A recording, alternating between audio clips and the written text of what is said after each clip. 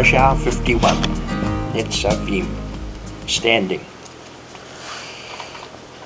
Today, we're looking at the final stages of the development of the treaty document, which of course is the basis of the whole book of Devarim, or Deuteronomy. So what we're actually looking at today is the actual making of the covenant arrangement between Yahweh and that second generation of Israel. Firstly, Moshe gathers all the people of Israel together into the presence of Yahweh. And in chapter 29, verses 11 through 12, Moshe explains the reason why he's assembling all the people yet again. The purpose of this is so that you should enter into the covenant with Yahweh, your God, and into the oath, his oath, which Yahweh your God is making with you today, so that he can establish you today for himself as a people, and so that you, and for you, he will be God, as he said to you, and as he swore to your ancestors, Abraham, Yitzhak, and Yaakov. A solemn oath in the ancient world required two witnesses. Normally, those witnesses were two of the national deities. But with Yahweh, who was ratifying this covenant, there was no witness that was suitable. So he couldn't call upon anybody higher than himself. So, after all, Yahweh is the God of the universe. So Moshe, acting as his mediator, he calls on heaven and earth to be the witnesses. Not that those two witnesses are capable of judging Yahweh and holding him to account for his actions, but rather they were to be witnesses against the people of Israel. Heaven and earth would remain as permanent witnesses against the actions of Israel. The words of Torah were going to be constantly in front of Israel, as confirmed by the words of Yeshua himself in Matthew chapter 5, verse 18, where he said, "Yes, indeed, I tell you that until heaven and earth pass away, not so much as a yud or a stroke would pass from the Torah, not until everything that must happen has happened." Therefore, as heaven and earth would remain as long as the Torah, what better witness could there be than those two things? Then Moshe laid before the people the covenant Yahweh was promising. In chapter 30, verses 19, "I call on heaven and earth to witness against you today that I have presented you with both life and death, and blessing and curse." Moshe continues by explaining the intent of that covenant by giving them a clear choice. If they choose life for themselves and their descendants, they will live long in the land that has been promised. Conversely, if they choose death, it will not thwart the sovereign plan of God, as promised to Abraham, Yitzhak, and Yaakov, because Yeshua, as he said to the doubting Parashshim in Matthew chapter 3, verse 9, "Don't suppose that you can comfort yourself by saying, 'Abraham is our father.' I tell you that God can raise up from Abraham sons from these stones." So clearly, the actions of Israel and all the rest of mankind will never stop Yahweh from fulfilling his oath to Abraham. Earlier, Moshe had said in chapter 29, verses 13 and 14, "I am not making this covenant and this oath only with you, but rather I am making it with both him who is standing here today with us, and also with him who is not here today with us." The words suggest both past and present and future generations of Israel, the antecedents all the way back to Abraham himself, and looking forward, of course, towards many generations yet to be born. So what does this all mean? Was Moshe simply saying, if you choose life and blessings in subsequent generations, they will remain a long time in the Eretz Israel, or if you choose death and the curse, some future generation will be evicted? Was the choice that simple? or was there a deeper meaning behind it? Certainly, looking back with hindsight from the 21st century, we can see that on 2 occasions Israel was thrust out into exile, following the first destruction of the first temple, and again after the destruction of the second temple. Yet in spite of those 2 evictions, Yehuda is now, in the 21st century, back in Eretz Israel and living relatively stable lives. So have we seen the completion of the covenant Yahweh made through Moshe, when he called upon heaven and earth to be witnesses? Or was Moshe looking further forward into the Olam Haba, the age to come? If Yahweh was making his oath in connection with the Olam Haba, then Yeshua was correct in warning his generation against thinking that they were bulletproof. Even Moshe, like Yeshua, also warned that second generation that anyone who considered themselves bulletproof would be severely punished. As he said in 29 verse 18, a stubborn-hearted man who might say to himself, I will be all right, even though I'm stubbornly keeping on doing whatever feels good to me, so that I, although dry, sinful, will be added to the watered, the righteous. If those words are applied in the Olam Haba, the outcome for that person would be eternal destruction. Now this is a harsh warning to every generation. So even now, it is necessary in the 21st century to become aware of what both Moshe and Yeshua was saying would be the future of someone who, knowingly been called by the Ruach HaKodesh, then stubbornly turns against Yahweh or against the Ruach. The outcome must be eternal destruction. A thought that needs to be kept in mind by all of us right through the centuries. Moving on, Moshe concludes chapter 29 with the words, things which are hidden belong to Yahweh our God, but things that have been revealed belong to us, to our children forever, so that we can observe the words of Torah. Moshe was giving that second generation a clear indication of what Yahweh was revealing through his sovereign plan, but it was all on a progressive basis. As Yochanan, John chapter 5 verse 20, Yeshua says, for the Father loves the Son.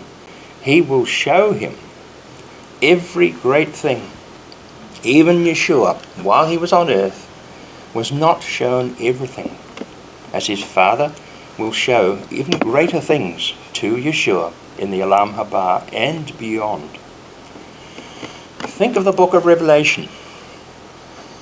It was given as a guide to all that happened in the generation that followed the destruction of the second temple, and would also continue to happen when Yeshua returns, while it's also giving a glimpse of the Olam Haba and beyond. But for the scroll within the book of Revelation, as we are told in chapter 5 verses 1 to 4, there I saw in the right hand of the one sitting on the throne a scroll with writing on both sides, and it was sealed with 7 seals. I saw a mighty angel proclaiming in a loud voice, who is worthy to open the scroll and break its seals? But no one in heaven, on earth, under the earth, was able to open the scroll and look inside it. I cried and cried because no one was found worthy to open the scroll and look inside it. And one of the elders said to me, don't cry. Look, the Lion of the tribe of Yehuda, the root of David, has won the right to open the scroll and the 7 seals. His name is Yeshua. But that scroll which Yeshua is going to open must have, first of all, have all 7 seals removed. That is what the whole book of Revelation is all about. It is a continuation of the sovereign plan being revealed progressively. Yet the actual scroll that is in the right hand of the one sitting on the throne has not yet been opened, and it won't be opened until the message in Revelation is completed. As we are told, it will not occur until the 8th creative day. Then following on at the time, in Revelation chapter 21 verses 5 through 8, it says, "The one sitting on the throne said, 'Look, I am making everything new.' Also he said, 'Write these things. Words are true and trustworthy.' And he said to me, 'It is done. I am the Alpha and the Omega, the beginning and the end. To anyone who is thirsty, I myself will give water free of charge from the fountain of life. He who wins the victory will receive these things, and I will be his God, and he will be my son. But as for the cowardly, the untrustworthy, the vile, the murderers, the sexually immoral, those involved in the occult, with drugs, idol worshippers, and all liars, their destiny is the lake burning with fire and sulfur, the second death." These words from Revelation chapter 21 are the final outcome of what Moshe had been saying there on the plains of Moab to that second generation of Israel, even before they first entered into Eretz Israel. All that Moshe showed at that point in time, of course, was part of the sovereign plan of God. As this is a double Parashah this week, I want to spend a few minutes now considering chapter 31.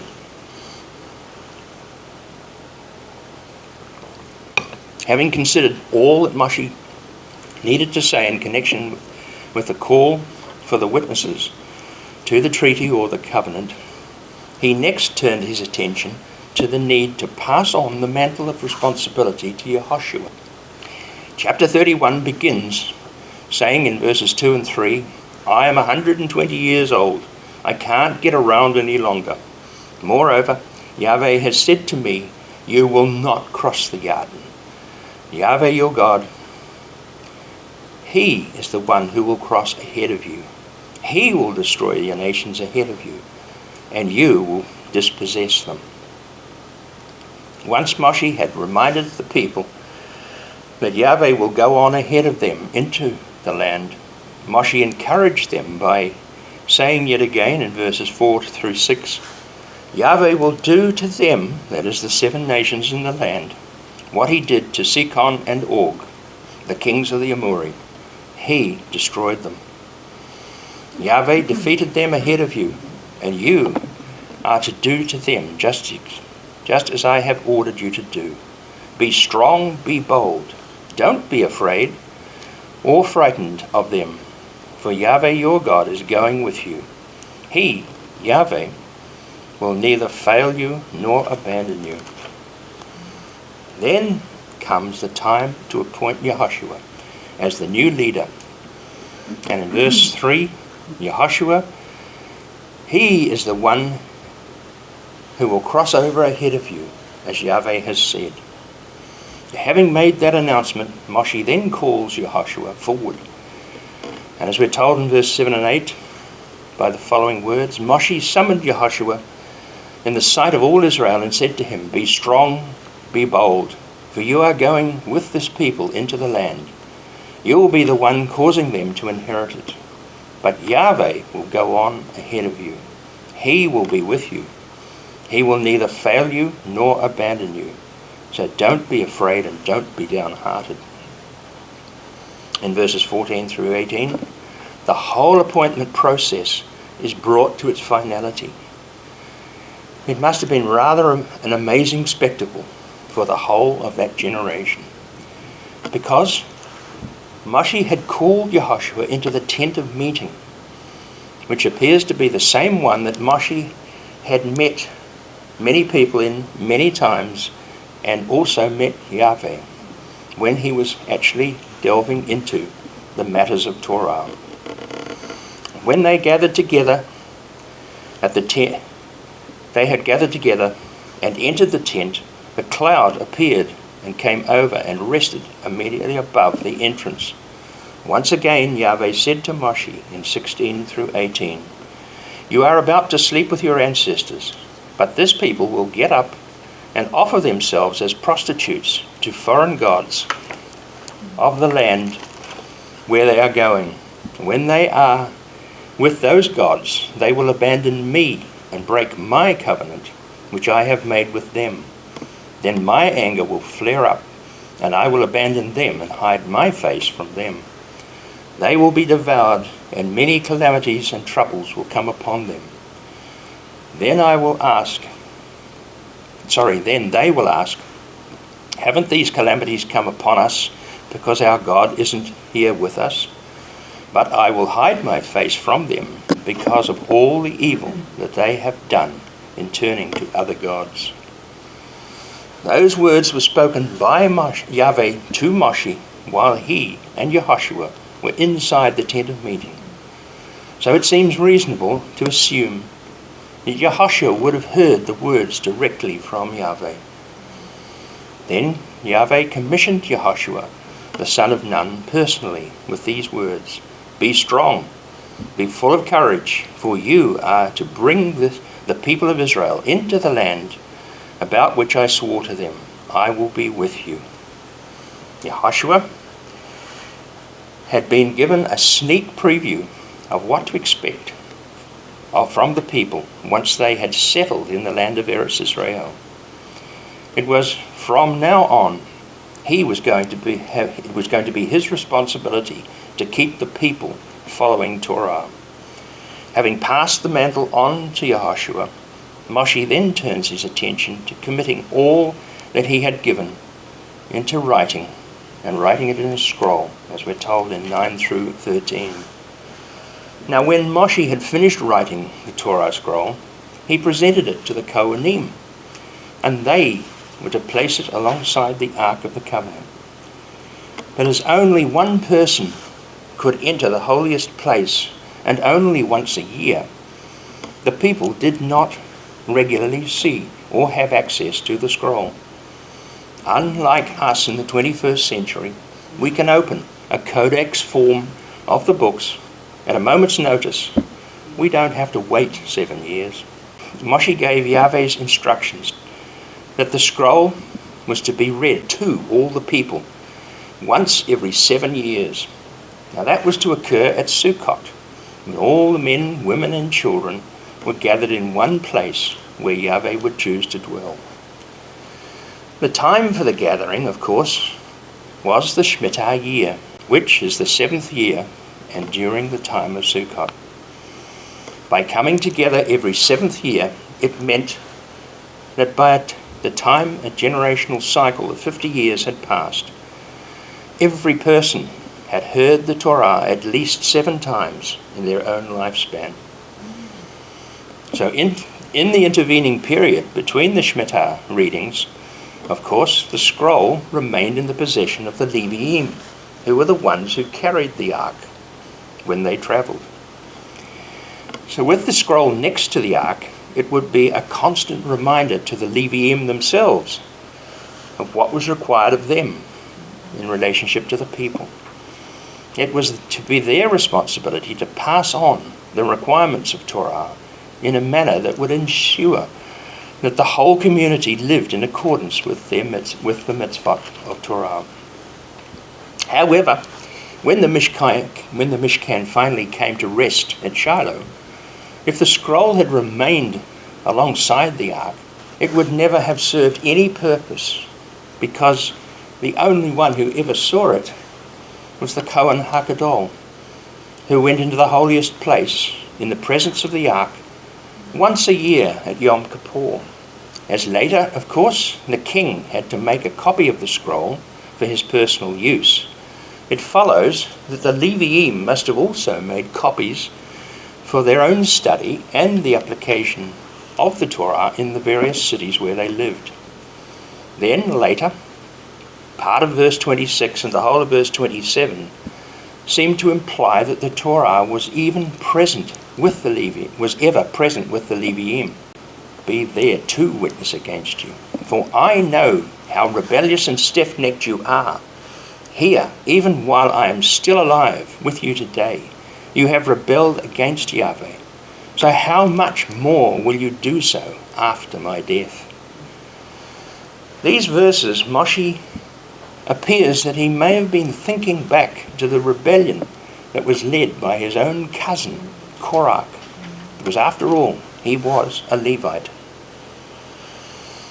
Hence, Moshe instructs the Leviim in verse 28 to say, assemble for me all the leaders of the tribes, all the officials, so that I can say these things in their hearing, calling on heaven and earth to be witnesses against them. Moshe wanted all the Leviim and all the community leaders, along with the officials, to hear him call upon heaven and earth as witnesses to the covenant that Yahweh was actually making with his people. Therefore, all the Leviim, the leaders and the officials, were being vested with the responsibility to ensure that the Torah was made known to the whole community. Because he had said in chapter 30, verse 11 through 14, this command which I am giving you today is not too hard for you. It is not beyond your reach. It isn't in the sky, so that you need to ask who is going up into the sky for us to bring it to us. Likewise, it isn't beyond the sea, so that you need to ask who's going to cross over the sea for us to bring it to us and make us hear it, so that we can obey it. On the contrary, the word is very close to you, in your mouth and even in your heart. Therefore, you can do it. Finally, Moshe rounds off this discourse to the gathered group of leaders by making a far-reaching and very cryptic comment in verse 30, in which he makes a long-ranging prophecy about the distant future, as he says, I know that after my death you will become very corrupt and turn aside from all the ways that I have ordered you, and disaster will come upon you when? In the Acharet Hayumim, because you will do what Yahweh sees as evil and provoke him by your deeds. So what period was Moshe alluding to in that statement? The Hebrew word Acharet Hayumim has a dual meaning, which can be either the end of days or the last days. When considered against the usage in both Tanakh and the Brit Hadashah, we begin to see that there are differences. The period following the death of Yeshua, between Shavuot 30 CE and the destruction of the temple 40 years later, appears to be referred to as the end of days, because the destruction of the temple saw the beginning of 1900 years of exile. By contrast, the last days appear to relate to the 1,000-year reign of Yeshua and beyond into the 8th creative day. So it appears that Moshe was looking ahead to the 40-year window when the great majority of the Torah teachers and the Parashim, as leaders of Yehuda, turned their collective backs on Yeshua as their long-awaited Mashiach. The Parashah ends in chapter 31, verse 30, saying, Moshe spoke in the hearing of the whole assembly of Israel the words of a song. So we will consider that song in 2 weeks' time, following Yom Teruah, because it is the epilogue of the covenant that Yahweh made with Israel as a treaty document.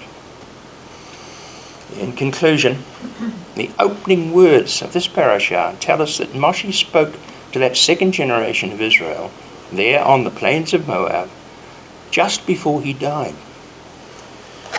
It was his last challenge to Israel.